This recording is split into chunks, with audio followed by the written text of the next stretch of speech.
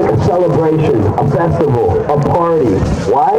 We want to bring the energy level up. We want to inspire people. We want positivity. But more than anything, we want everybody to remember what freedom feels like. Because that's what this is. Everybody gathering, everybody having a good time, doing their own thing, not worrying about the government, not worrying about social distancing, not worrying about a virus, not worrying, period. Imagine that, stress-free, for the first time in how many months? And stress is the biggest cause of virtually every disease, every problem. So, this stress relief is imperative. That's why we're pushing this party. Not because it's not a serious situation. This is the most serious situation any of us has ever experienced. But that doesn't mean you gotta roll over and play dead. No, sir. It means you gotta take advantage when you can. Woo! That's what we're doing. Yes! We want to teach everybody. This has to be the summer of united non-compliance. It starts July 1st, when we know the mask mandates are coming. They're coming to each individual municipality.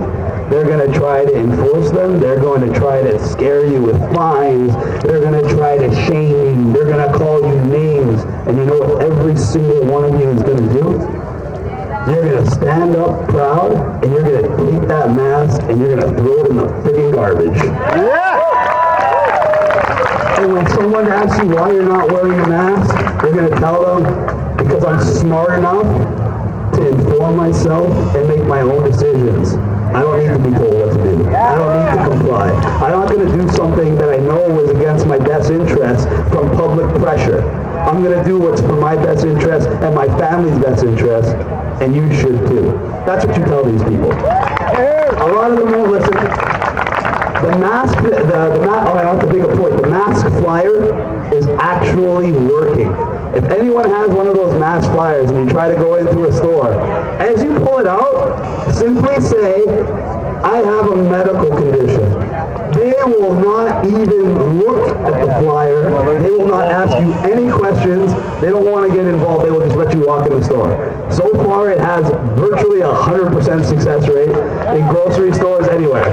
So I encourage everybody to pick up these flyers, hand them out to your friends, keep it in your pocket, and just use it like a badge of honor everywhere you go. And use it as a way so you don't have to wear that mask. Use it as a way to make sure you don't have to comply.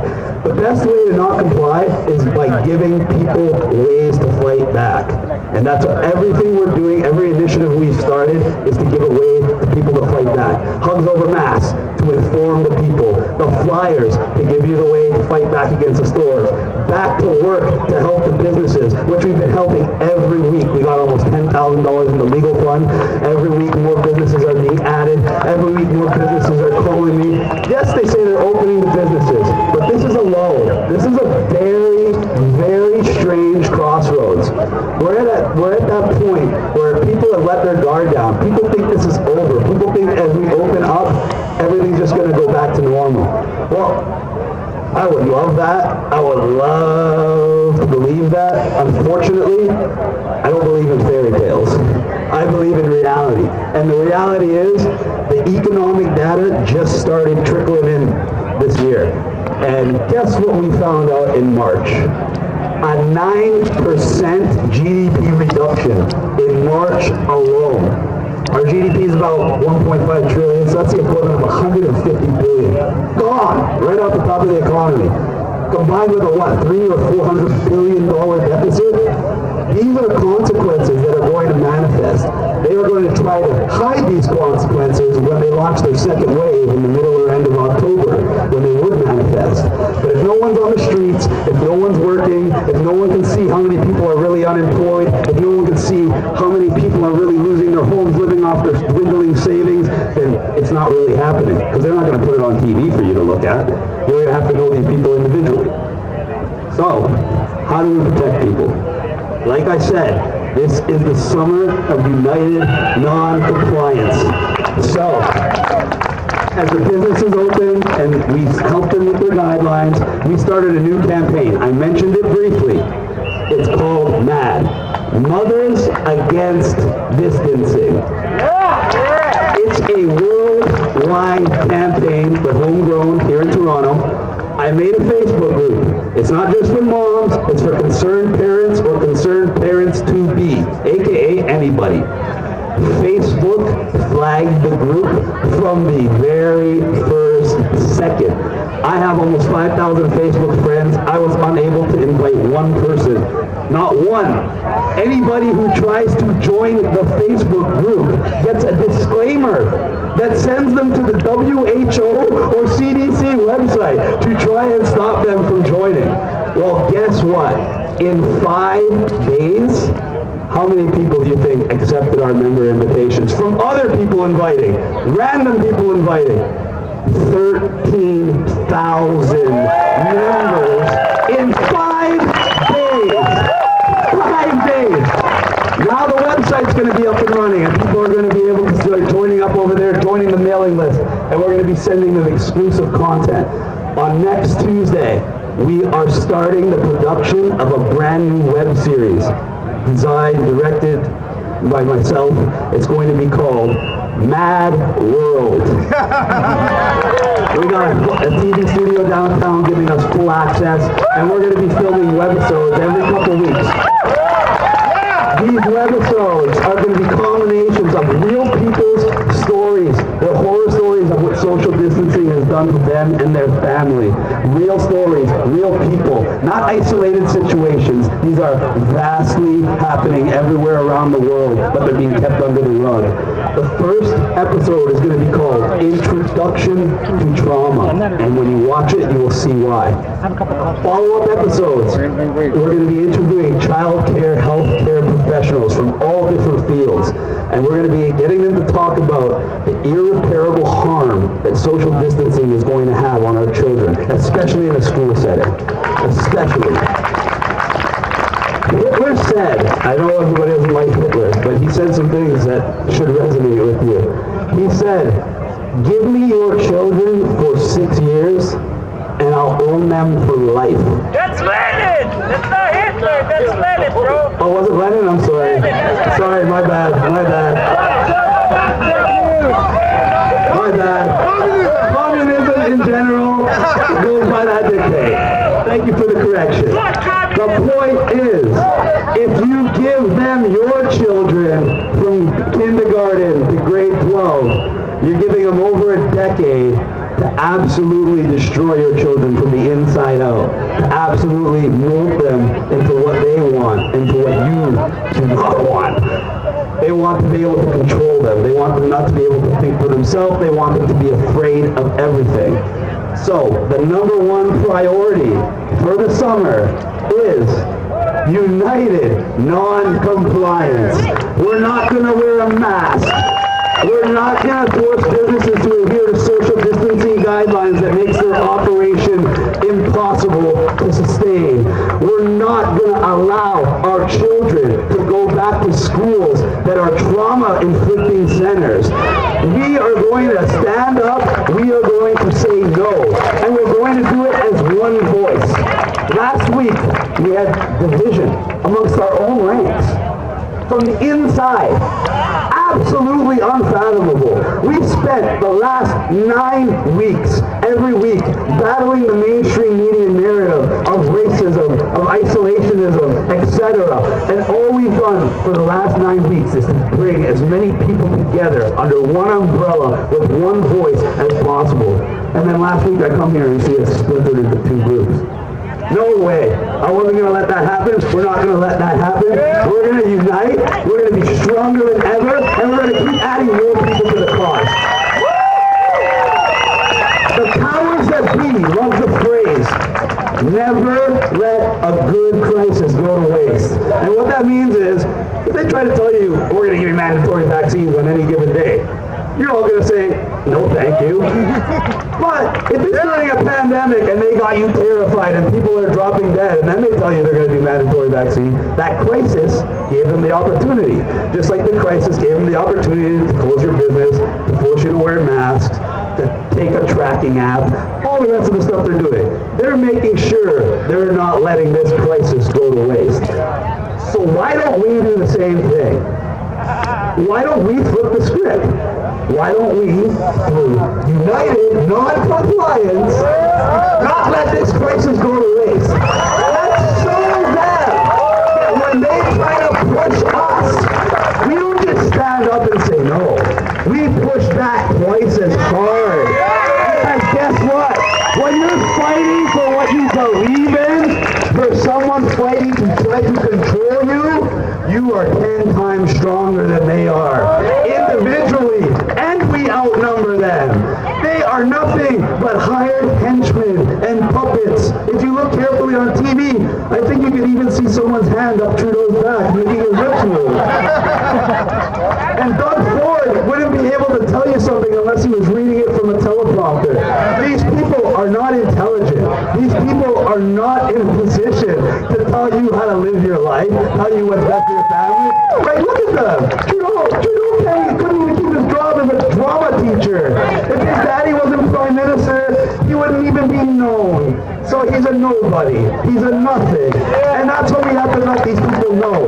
They are not our masters. They are our employees. That's it. They work for us. So when these people come and try to tell you, you have no choice but to do what we say, never let that crisis go to waste. Stand up and push back harder. When they tell you, wear the mask, throw it at them. When they tell you, take the tracking app, just laugh in their face. When they tell you, your kids are going to be in that school, simply don't bring them. What are they going to do about it? They're going to threaten you? They're going to tell millions and millions of people, we're going to come take your kids and force them into school? Good luck with that. You couldn't even convince women to cut their friggin' hair. Everything they're doing is a paper tiger. We see people getting compliant now because we have summertime. This is the time where we have to take advantage. I want everybody out and about. I want everybody living normal. Get back to normal. Back to normal. Get that through everybody's head. No new normal, back to normal. We want our freedoms back. We want our rights back. We want our businesses open. And we want our children safe. But not safe from the virus, safe from them.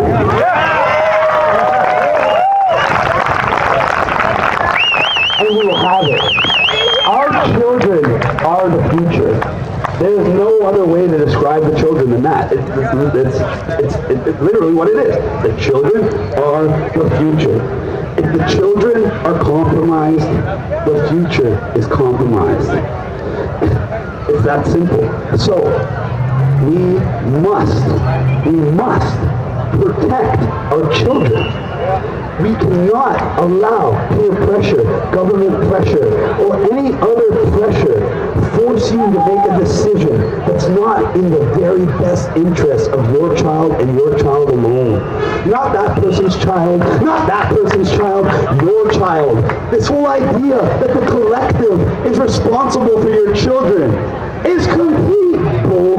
Straight out of the communist dictator book. We are not a community raising each other's children. We are responsible for ourselves. We are responsible for our own actions, and we are responsible for our children. And we need to protect them. I can't say that enough. And they're coming for your children. They want your children's hearts, minds, their very souls. They want that, take that innocence, and they want to use it to mold your children into something you won't even recognize. Something that would call the government and report on their family if you're talking about the wrong subject at dinner. This is the kind of society they want to foster on you. But they can't do it if you say no. So once again, this is the summer of united non-compliance. And that's why we're throwing parties. That's why we have DJs. Because when you're not afraid, you're ready to have fun. And you're not worried about the consequences of the fun because there are no consequences. The consequences are made up. The consequences are there to frighten you, to prevent you from doing what you want to do. But there are no consequences. Everybody needs to wake up. Everybody needs to wake everybody else up. MAD is going to help. When we make that video on Tuesday and it gets promoted all over social media and we try to get millions and millions media. Do you really believe that that's not going to have effect on public policy? Of course it is. That's the only way you can affect public policy. You're not going to do it with an inside political organization like we tried. Because as I saw within a few weeks, every political organization runs that organization based on what's best for their own political interests. And that does not run parallel to what's best for this movement, what's best for freedom. So, I became aware. I made a mistake. I trusted them. I was a little bit naive. But I realized the only way we win, the only way we influence is mass awakening. A mass awareness. Thank you. And massive non-compliance. And that's what MAD's about. It's not just about informing. It's not about making people aware. It's not just about educating. It's about literally making them mad. Why? When you're mad, you're not afraid. When you're mad, you will act. When you're mad, you will say no. That's what this is about. To give everybody the information they need to get angry, to get mad. You need to be upset. If you're not upset, there is something wrong with you. If the idea of losing your freedom doesn't bother you, give your head a shake. If the idea of your children getting traumatized and totally subverting your parental authority doesn't bother you, there is something wrong with you.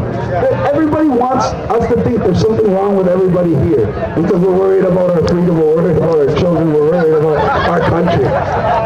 What else is there to worry about? Does anyone give me an answer of anything that's more important than your children, your job, your freedom, or your country in general? No, that's what we're fighting for. And that's why they're so scared of us. And that's why they try to do everything to divide us. And I'm here to say that we're going to be more united than ever before. More united than they ever thought possible. Because we have a common goal that applies to everybody. It doesn't matter your race. It doesn't matter your age. It doesn't matter your gender. It doesn't even matter your sexual orientation. It all applies to everyone in Canada and everybody around the world in this case. And that's why MAD is taking off like crazy.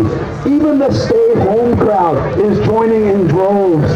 But even they know that the schools are coming for their kids. Even the most compliant and trustworthy people understand that what's happening to their children is going to be a disaster.